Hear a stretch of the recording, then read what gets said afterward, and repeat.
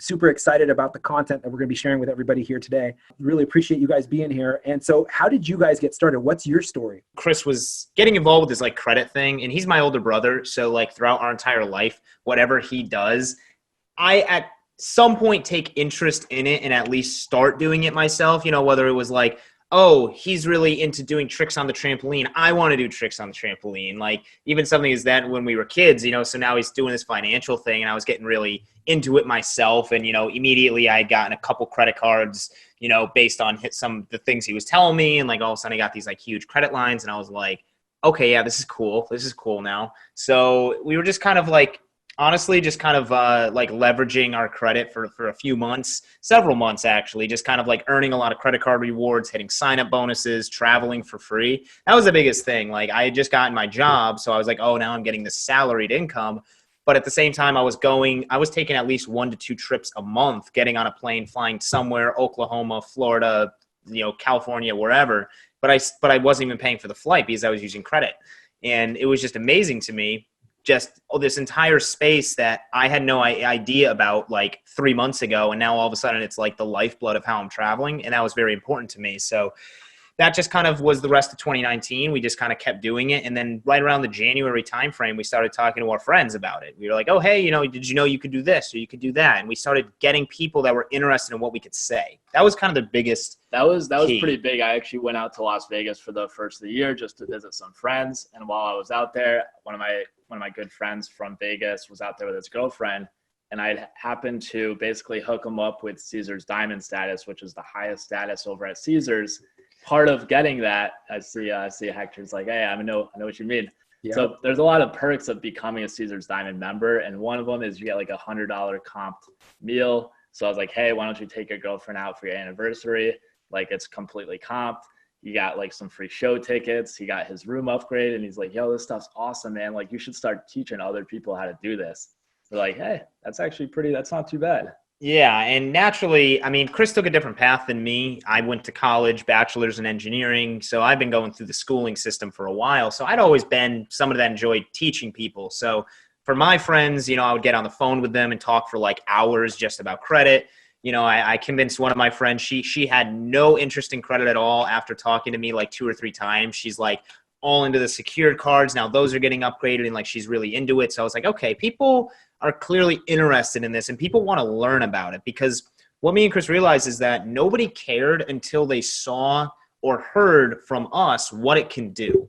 It was just, oh yeah, I know credit's important. It's like, oh, well, did you know that if you get good credit, then you can, get that auto loan that you wanted without a cosigner? And they're like, wait, what? Like, I just thought I had to have my mom get a car with me. And I'm like, no, like you just establish yourself, little stuff like that people don't always know about. So really, I mean, it just transpired to then Chris poking around on like Facebook group. That's kind of when we ended up starting. Well, that was what started the company, is because Chris ended up finding somebody on that Facebook group that actually wanted to pay us for something that we could teach them. So that was like the biggest thing ever to us. We were like, holy, oh wow, like this is something that could be like, tangible. Like we could actually turn this into a monetary business.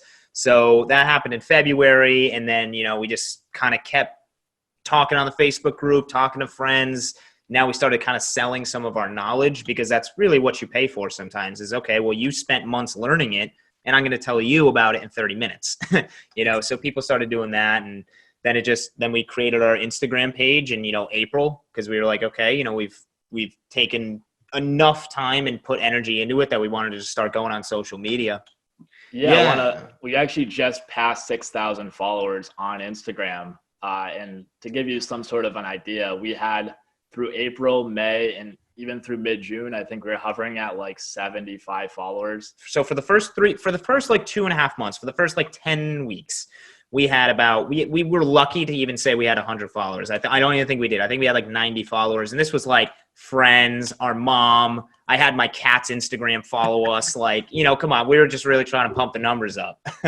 But we were posting every day from the moment we created the Instagram account. We were posting every single day, videos, blog posts, up like current events, changes, in the credit space, financial space. I mean, we were, even though it was to pretty much no audience, we were putting together this mound of content. And that's very key for what we'll get into later, which is around June is when it was actually in May when we created our TikTok account. I actually had another friend that's in the entertainment space that was doing pretty well for his YouTube channel. And he's for 2-3 months, he's like, man, you got to get on TikTok. You got to get TikTok. You got to get on TikTok. New audience.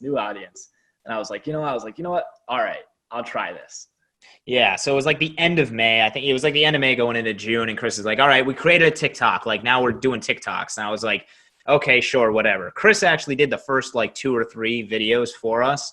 I mean, put them out there. It was just throwing them out there. I mean, we didn't really see any traction from it.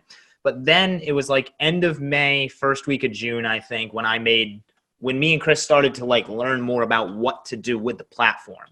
And what we realized is, okay, we got to like search trending hashtags, find people in our niche, see what videos they're doing that are popular. What things for them are having the best views, comments, shares, the analytics are there. And what we noticed is that there was a very, very big pull to anything that talked about debt, whether it was, how to get rid of your debt, how to avoid getting into debt, collection accounts, if you stop paying your bills and your credit cards, they get charged off and sent to collections. And now you have debt people calling you on the phone saying, hey, where's my money? Those types of, video content is what we noticed on a lot of the profiles that we started following in our niche. That's the videos that were doing the best. So we were like, okay, sounds simple. We'll just make a video on collections. Because, as far as credit is concerned, collection accounts are one of the worst derogatory marks that you can have. It basically means your debt was sold to a third party. And that's the thing. You get letters in the mail. You could get sued. It's not good. So we decided to make a video that was purposely designed to trigger people, because it basically took everyone's first thought when they hear about a collection. They're like, oh, so you have a collection account, you should pay that.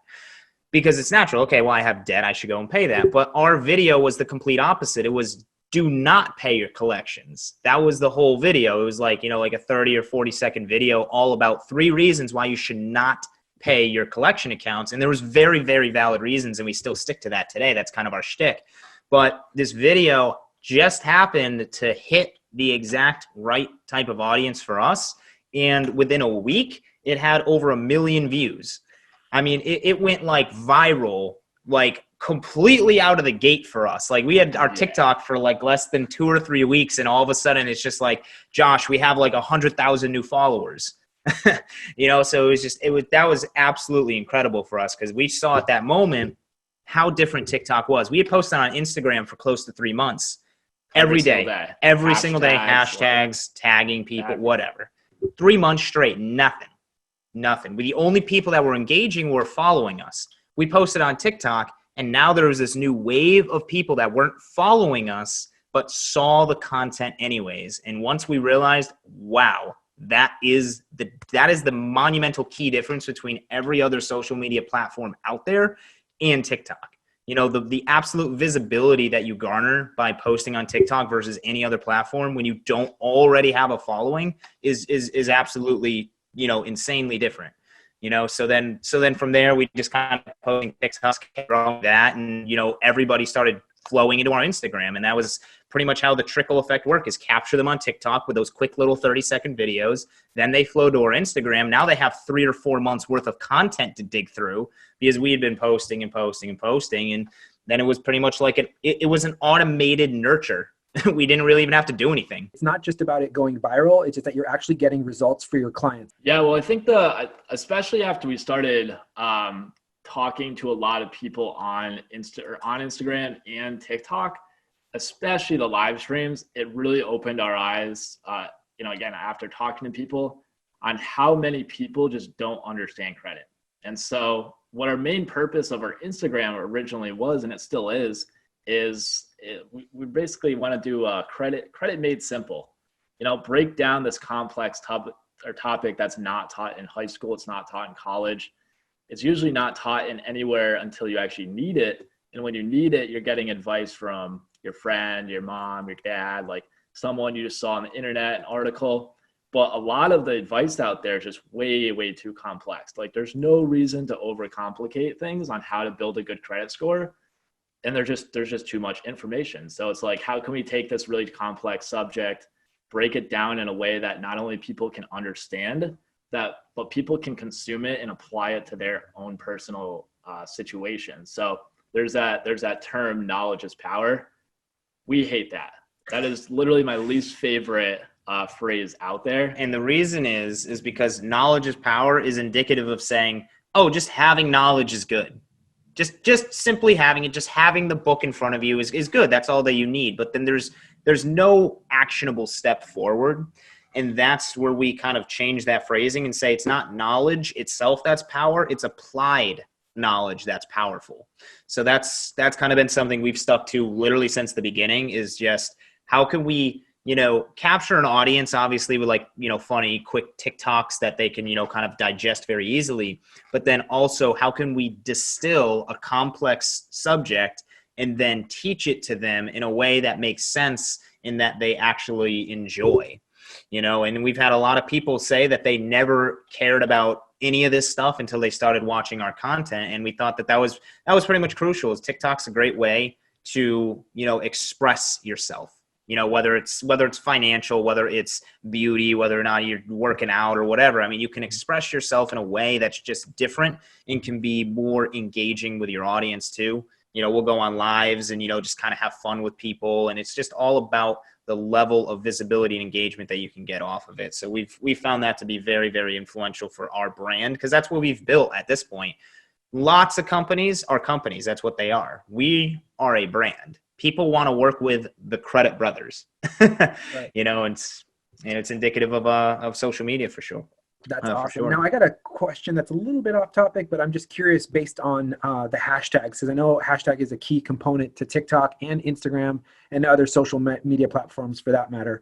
Are there a certain number of hashtags that you guys are using per post on? Yeah. So with the TikTok algorithm, they don't want to see where let's compare this back to Instagram, because Instagram, right? It's especially with Instagram Reels, it's, about a month old.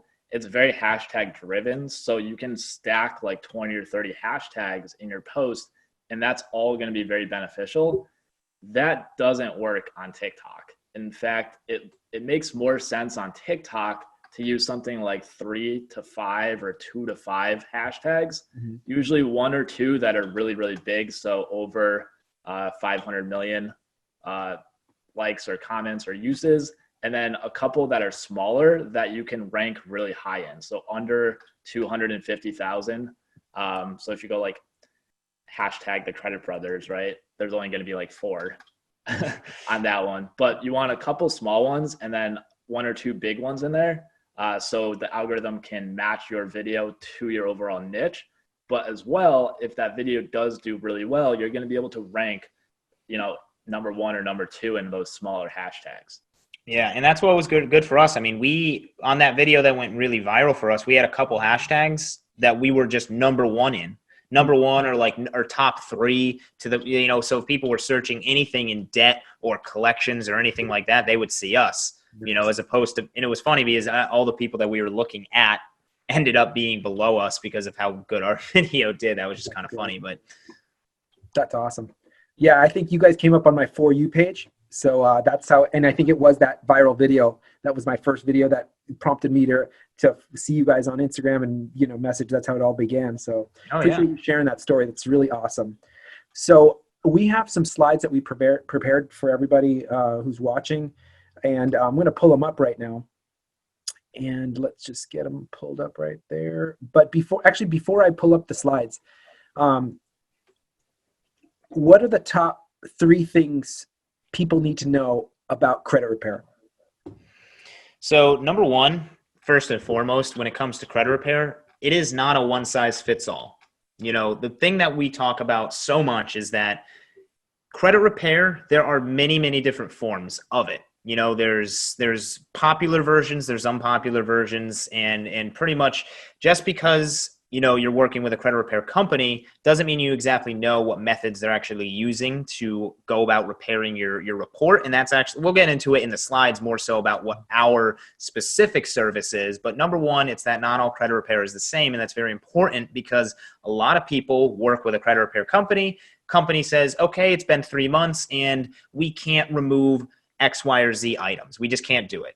And it's most likely because of how they're going about their credit repair. So just because you've worked with a company in the past doesn't necessarily mean that working with a new one that's using a different method or technique is not going to garner even better results for you. Number two, it's that for our credit repair, and I think for most people's credit repair situation, is that you have to not focus on the score. Everyone's really concerned about the score when it comes to credit repair, but the objective, especially if the objective of our repair, is that it's about the report, because your credit score does not matter nearly as much as the report, because a good report, a solid report that's cleaned up, is going to garner a good credit score just naturally, and especially due to the nature of credit repair, we're not in control of everything.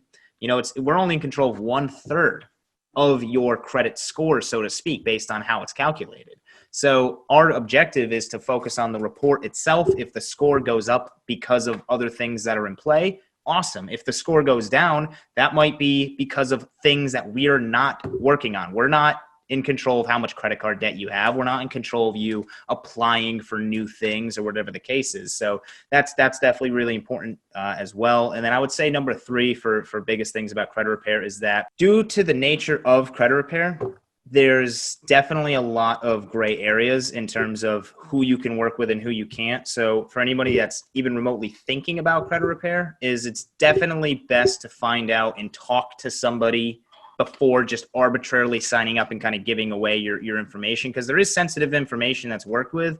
And I don't know about anyone else, but I personally, if I'm going to give, some personal information to somebody, I want to know who they are. I want to see a face. I want to make sure that, I can at least trust them to the point where I can get on the phone with them, talk about my report. And that's the biggest thing. You want to be able to talk about your report and have that vision moving forward, because credit repair is not just, I'm going to fix your credit and then go on with your life. There should be a little bit of a roadmap discussion. There should be, hey, this is my goal. How is credit repair going to fit into that? You know what I mean? That's what a good company would do, I would say.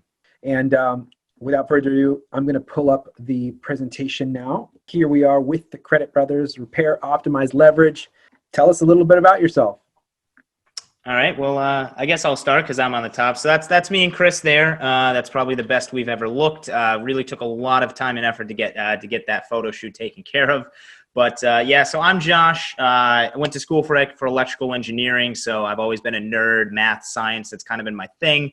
But now I consider myself to be a full-time credit expert. I was able to reach an 800 FICO score by the time I was 22. And once I did that, I'm like, all right, if I can do it, then pretty much anybody can, because I was always told, no, you have to wait until you're, 30, 40, whatever, to actually reach a really high score. And yet I was able to do it in less than 4 years from turning 18. So I really focus on what is the core foundation of what makes up your credit score, and what are the simple things that you can start doing today that's going to maximize your growth and really solidify your foundation, so then in the future, you're not having to come to us saying, hey, I need help because I can't get approved for this thing. Because if you take care of the issue, now, then a year, 2 years, however much long from now that you're going to need to really start using your credit, that's what's going to be really important for you.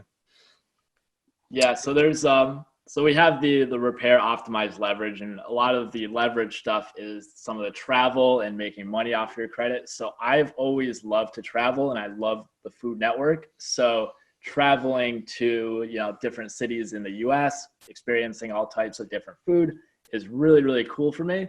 So I was like, there's got to be a way where you can still enjoy the level of luxury that everyone wants to travel in without paying some of the astronomical prices that you see for that hotel room or for that airline ticket. And so I started utilizing different credit cards, different, learning the ins and outs of the travel world. And I started to notice you can live that exact same lifestyle, if not a much better lifestyle, travel how you want, go to the places you want, and use your credit.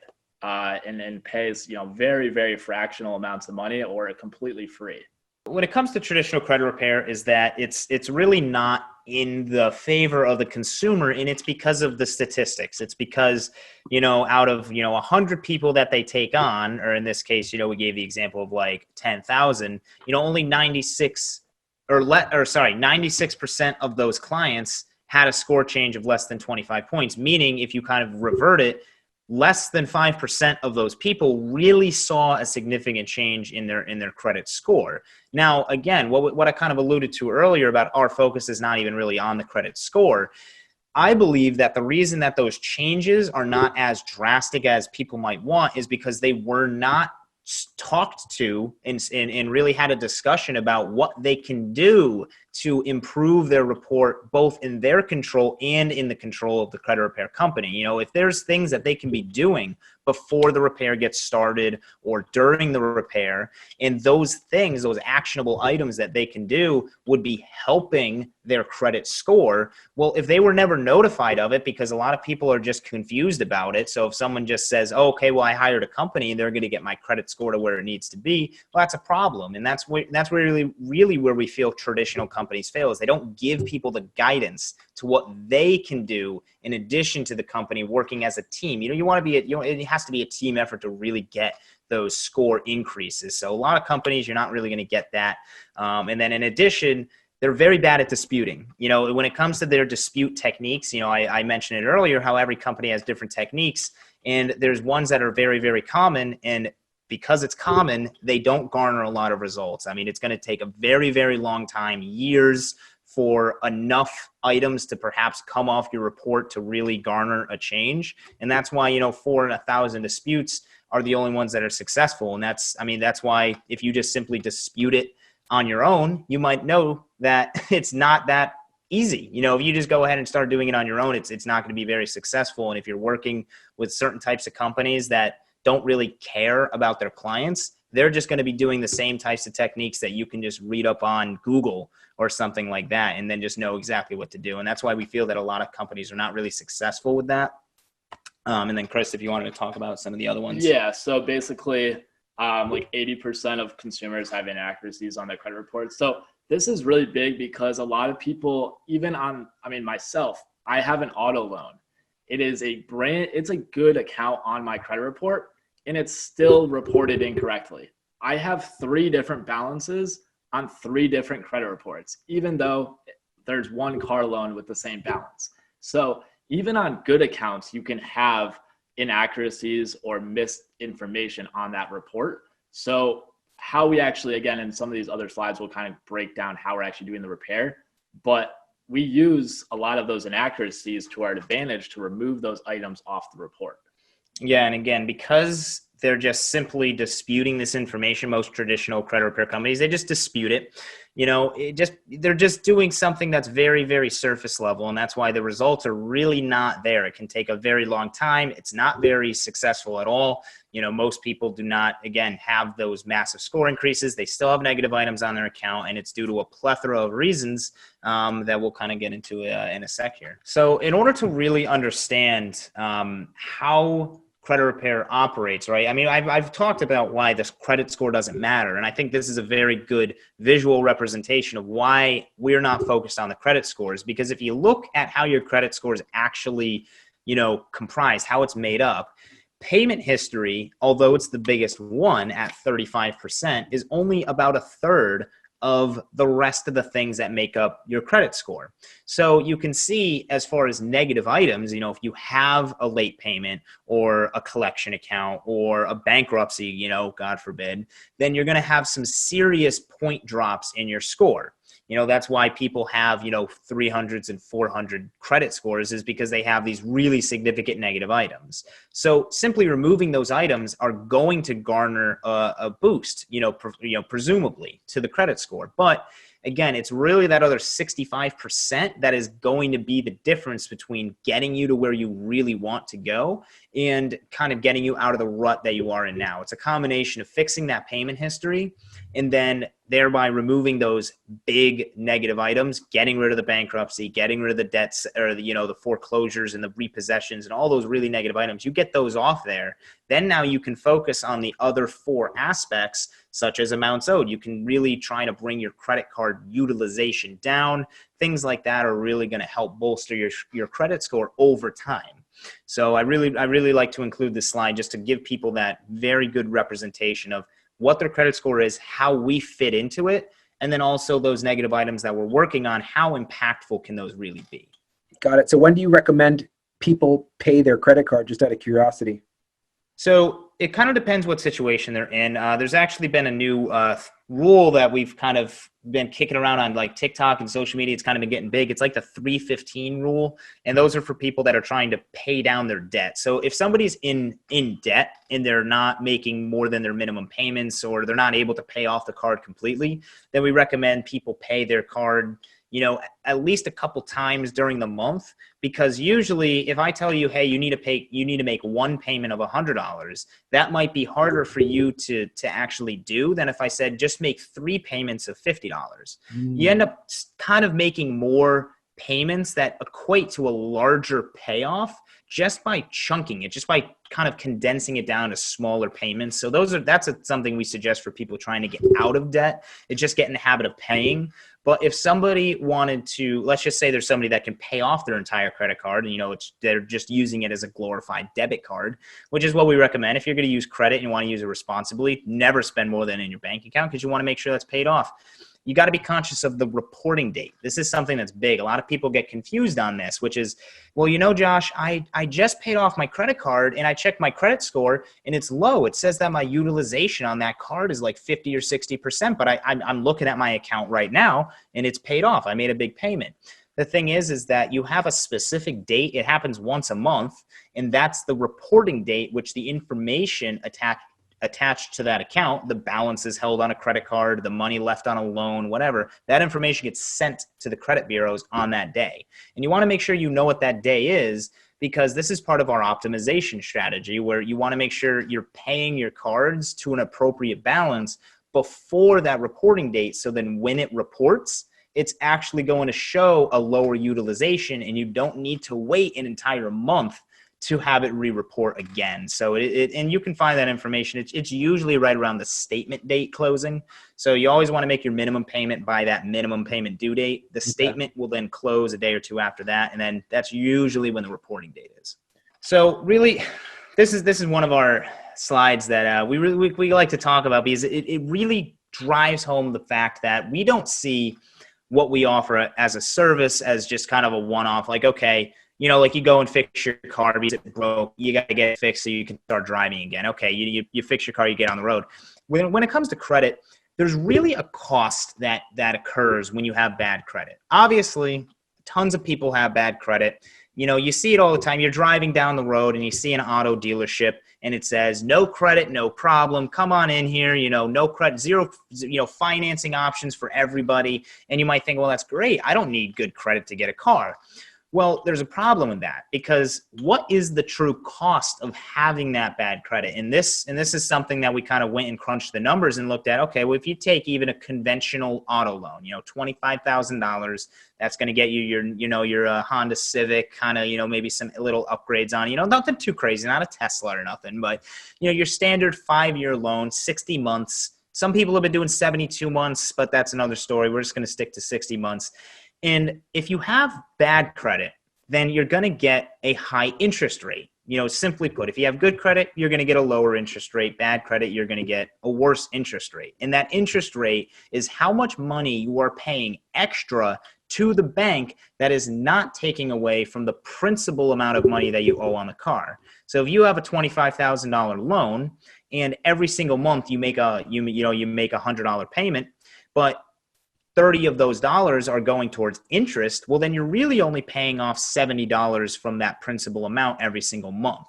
And the lower the interest rate is, the lower the amount of money that you're making on that monthly payment is going towards the bank. And instead, it's just more money that's paying off the actual car in the actual loan itself. So it's really key to know that even with the difference of, say, someone with a 600 credit score versus a 750, there can be a difference of not only about $100 a month, sometimes even more than that, $200 or $300, depending how bad that APR that you got. But in this example, we chose something normal, about 14%. And some people might think 14% is a good rate on a car.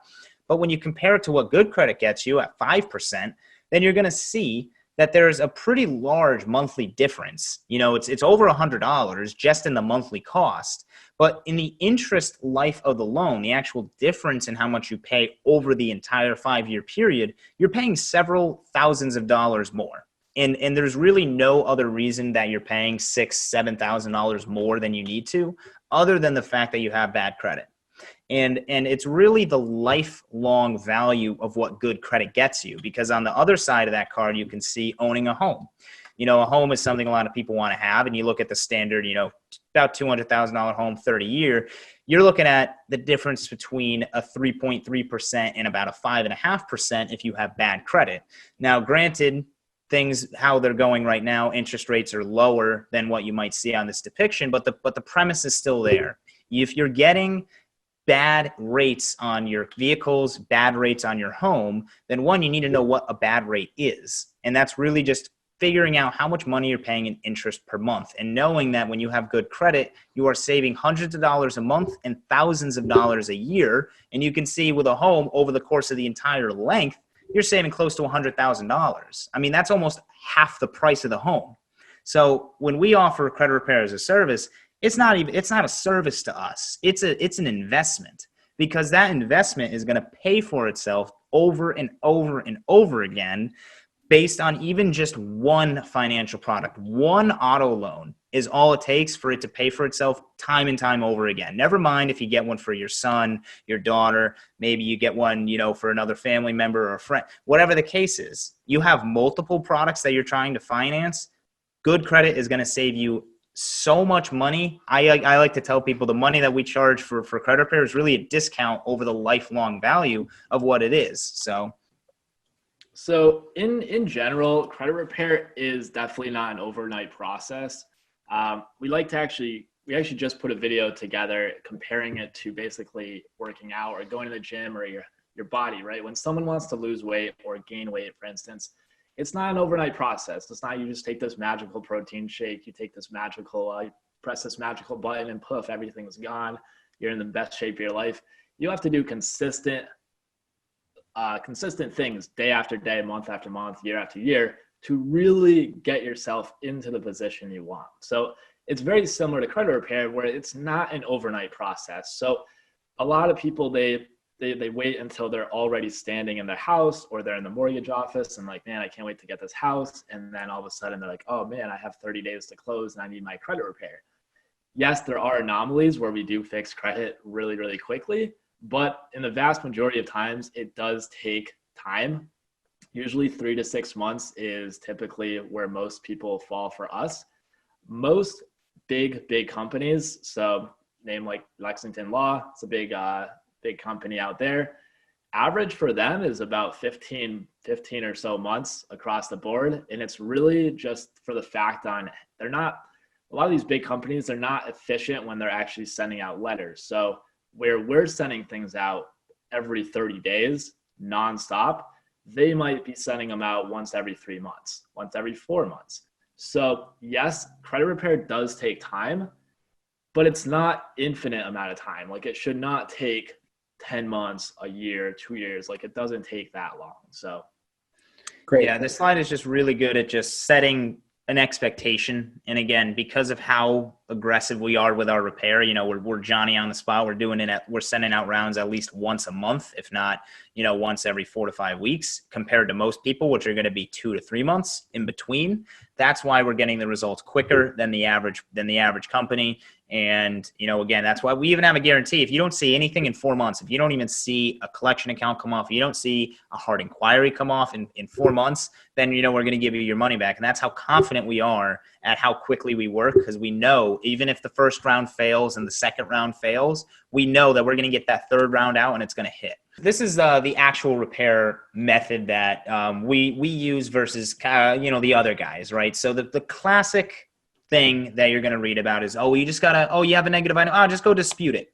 just go dispute it online, go on Credit Karma, go on your Experian app and just go ahead and dispute it. But the fundamental problem with disputing is that for you to dispute something, it's basically saying that this is not mine in some capacity or another. Either you have a mix-up with a social security number. Oh, this was somebody with the same name as me. Oh, I don't even remember opening this account. Whatever the case is, you're disputing it and saying this. I do not recognize this information. I don't think this should be on my report. And that's what most credit repair companies are doing. And it's honestly because it's the easiest thing to do. It's very easy to do that. That's the thing that you're going to read up on Google. That's the thing that if you go ahead and look at, some of those very large companies, that's what they're doing, because if they're going to have thousands and thousands of clients, they're going to try and go with what's the easiest, least time consuming method possible for them to try and, service their clients, quote unquote. I say service their clients with, air quotes there, but that's the traditional method, is the dispute method. But what really is the best form of credit repair, in our opinion, based on the results that we've seen, is the challenge method. Now, it's still, there's no thing you do where you challenge the item as opposed to disputing it. But by challenging an item, you're not saying that it's not yours. You're saying, hey, you know what? I agree with you that it's yours. But there's rules, laws, and regulations that govern credit reports. So you have your credit bureaus, TransUnion, Equifax, and Experian. Those are your credit reporting agencies. Those CRAs report information, and that's what you see on your Credit Karma, on your credit reports, and what have you. They get that information from your credit card company. If you have a Discover account, Discover is going to send that information to TransUnion, and TransUnion is going to put it on your credit report. But the FCRA, the Fair Credit Reporting Act, governs what information can appear on a credit report and what information cannot. Now, included in that is going to be identity theft or fraud-related items. Those things can't appear on a credit report, and that's why dispute is a very popular method of choice. But on another side of the coin, it also says any erroneous, inaccurate, or unverifiable information is what cannot be on your credit report. So that unverifiable is a very, very key thing, because let's think about the game of telephone, right? If you have a credit card company and then they have information and then they go ahead and give it to, you actually have over 200 credit bureaus. So the big three are just the biggest businesses. They house the central data, but they're getting it from smaller credit bureaus. Not a lot of people know that. So credit card company A sells it to a little small company that then sells that information to TransUnion, as an example, and then TransUnion displays it. What are the odds, if you ever played telephone as a kid, if you tell something to the buddy next to you and then it goes around a train with like 5, 10, 15 people, by the time it gets to the end, that information's been construed, it's been stretched, it's been moved around. They're not going to be able to follow that from start to finish and then from finish to start back again and actually verify all the information on the report most of the time. There's a reason why over 80% of credit reports have errors, and it's because there's this long train of how information actually gets from point A to point B. And the challenge method at its core is saying, I want you to verify all of these pieces of information, and if you can't verify it, then it's got to come off. That's not saying it's not yours. That's not saying it's identity theft or whatever, but it's just simply not legally able to be on the report per the rules and regulations that govern those credit reporting agencies. Fascinating. That is extremely valuable for the people who are paying attention and listening, because you're not going to hear this in very many places. No, sir. It's complicated for a reason. So what I was diving into is, what are those rules and regulations that govern your credit report? So it's called Metro 2 compliancy. That's the actual compliancy that the credit report needs to, adhere to actually keep that information reporting. So just like when you were in school and you had to write an essay and it had to be MLA format, margins had to be a certain width, font had to be similar to the title, thesis statement, all the good stuff.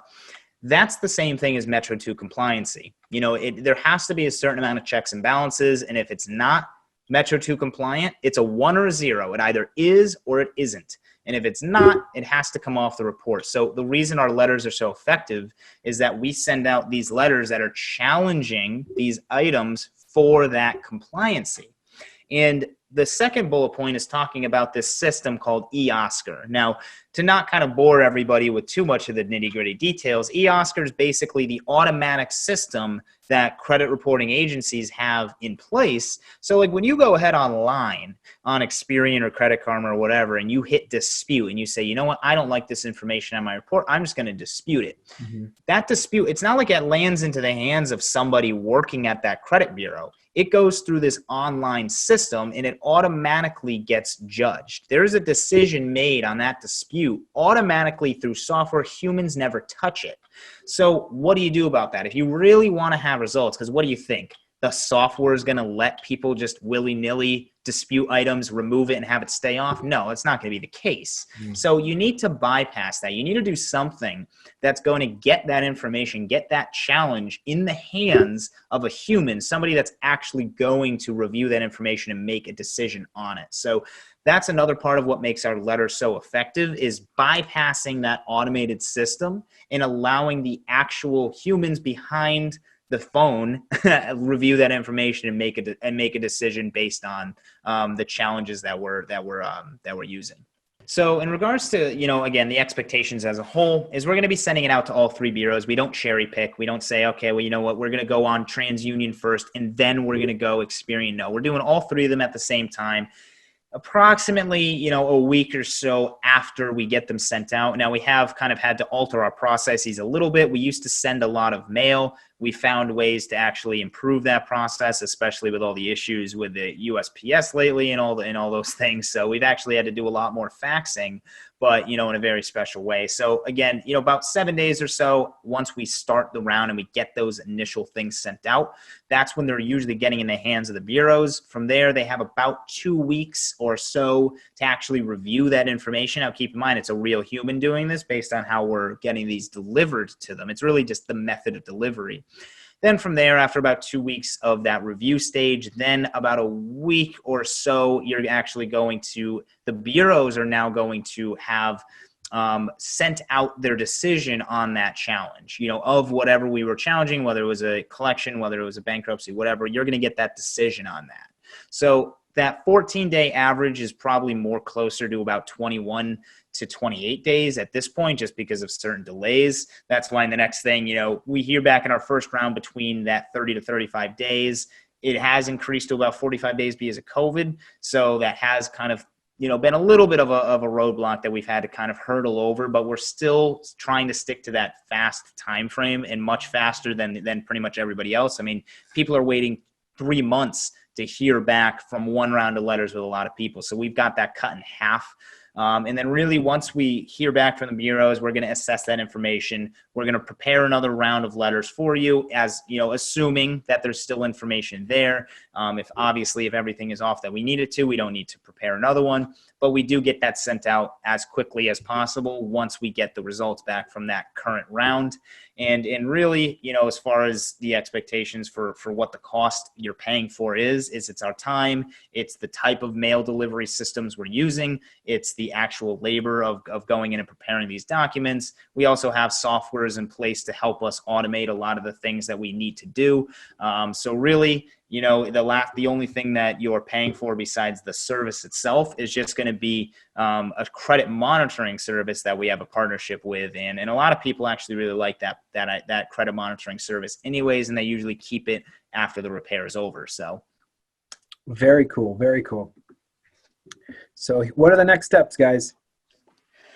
So next steps is, hey, if you're looking to get your credit repaired, if you're looking to even just have a conversation with people that can better explain those things on your report that you just don't even understand, then really the first step is, the best way is to really shoot us an email to our Gmail, or a lot of people just check us out on Instagram. Instagram is going to be the place where you're going to see my face, you're going to see Chris's face, you're going to hear us talking about credit, you're going to hear us talking about things that are in the news. If there's massive credit card changes to very popular cards, or if there's some different things that collection agencies are doing, you're going to be exposed to a lot of different types of content, but you're also going to have direct access to us. And a lot of people just hit us in the DMs with you. We want to have the real conversations about your credit that nobody else really wants to have. They just want to tell you, okay, this is your report, we're going to do this, and you're going to like it. And you're like, oh, okay. No. We're going to go through it line by line. We're going to provide you with the answers that you've been looking for. And we're just going to give you as much time as you need. I mean, most people are on the call with us for 30, 45. Chris, you've been on a call with people for over an hour, just talking about all these things because we're really a client-driven company. As Chris says, we want to become the Amazon of credit repair, where the client, the people that are liking our content, that are sharing it with the people that they feel could benefit from it, everybody that is the reason. I mean, because the reason we do what we do is because we genuinely care about people's well-being in their financial life. They want to achieve that financial independence. Well, we're going to do what we can to help provide the knowledge, the service, and anything we can to help people better along their path and their journey towards their financial independence and their financial goals through the use of credit. So if you're looking for a company that's going to care, if you're looking for two brothers, some real conversations, check us out at the Credit Brothers. Very cool. Well, I appreciate you guys being here. A lot of the people that listen to this show are real estate professionals, broker owners of real estate companies, managers, and salespeople that works, selling real estate. So, but in addition to that, we have mortgage bankers who we're in contact with. So I'll be sure to share this with them as well, because they're always looking to help their clients repair their credit, because it's one of the pivotal, most important things that a home buyer needs in order to get pre-qualified for a home. So I know I'm preaching to the choir here, but it's just important for me to say that to the people that are listening, so that you can, reach out to the Credit Brothers for any questions with regard to this. Yeah, and I will say we have a couple partnerships already in place with a lot of mortgage lenders all over the United States. So as Hector was saying, it's a pivotal part for a lot of people, where somebody might come to you and say, "Hey, I want to get a home," and you're like, "Well, your credit's too bad. I can't help you with a 500." Then you just kind of put them in touch with us. We'll get them straightened out in a reasonable time frame. Then all of a sudden they're good to go for that home, and then it kind of just completes that life cycle. So that'll do it for today's interview. Thank you so much for being a part of the podcast. I'm looking forward to working with you guys going forward, and sending you as many people that I know can benefit from your service. Yeah, absolutely, Hector. It was definitely a pleasure. I can say that, we love being able to voice our own personal opinions on credit, and we just hope that a lot of people found this information to be valuable, and maybe they share it with somebody that they feel could also benefit from it, whether it's a business partner, whether it's a family or friend. Say, "Hey, that credit thing you had? Well, I think I know two brothers that can get that answer for you." So, Credit Brothers in the house. Thank you so much, guys. Have a great rest of the week, and we'll talk soon. Absolutely.